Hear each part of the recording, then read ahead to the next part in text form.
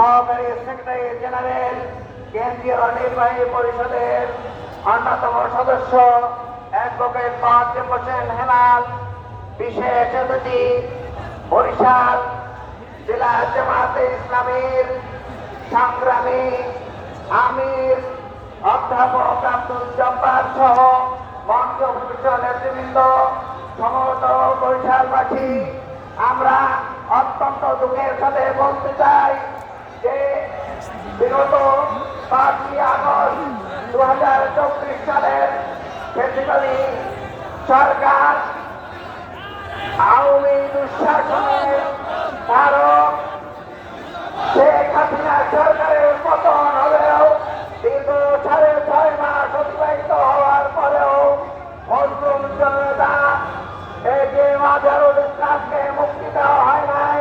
জামায়াতে ইসলামী বাংলাদেশ একটি দায়িত্বশীল সংগঠন, তারা এই সরকারকে সব ধরনের সহযোগিতা প্রদান করে আসলেও এখন পর্যন্ত রাজনৈতিক দল সমূহ যারা বিগত রেজিমে বন্দী ছিলেন, একে একে সকলের মুক্তি লাভ হলেও এটিএম আজহারুল ইসলামের মুক্তি এখনো হয় নাই, বরঞ্চ তার মুক্তি এবং জামায়াতে ইসলামীর রেজিস্ট্রেশন নিয়ে এখনো তার বাহানা করা হচ্ছে, ষড়যন্ত্র করা হচ্ছে।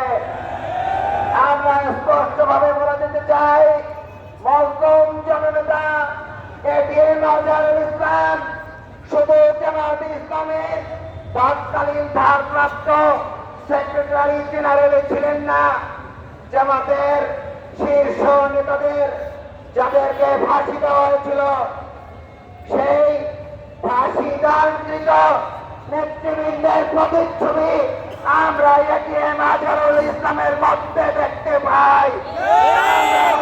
বিলম্বে তার মুক্তি চাই এবং এই মুক্তির মধ্য দিয়ে এদেশে সাম্য প্রতিষ্ঠিত হবে।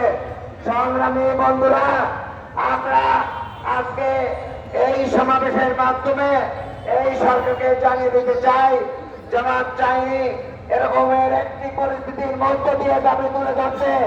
জামাত অত্যন্ত গঠনমূলক ভাবে চেয়েছিল আইনের মাধ্যমে তাকে মুক্তি নিশ্চিত হবে, যেহেতু হয়নি আমরা আজকে মাঠে নেমেছি। যখন তার মুক্তি নিশ্চিত না পর্যন্ত জামাত ফিরে যাবে না। আমি বলবো আমরা যারা এখানে আছি আগামী অতি দ্রুততম সময়ের মধ্যে তার মুক্তি নিশ্চিত হওয়ার মধ্যে দিয়েই আমরা ফিরে যাব। সেজন্য আমরা যে কোনো আন্দোলনের জন্য প্রস্তুত থাকবো, এই আশাবাদ ব্যক্ত করে আমার বক্তব্য শেষ করছি।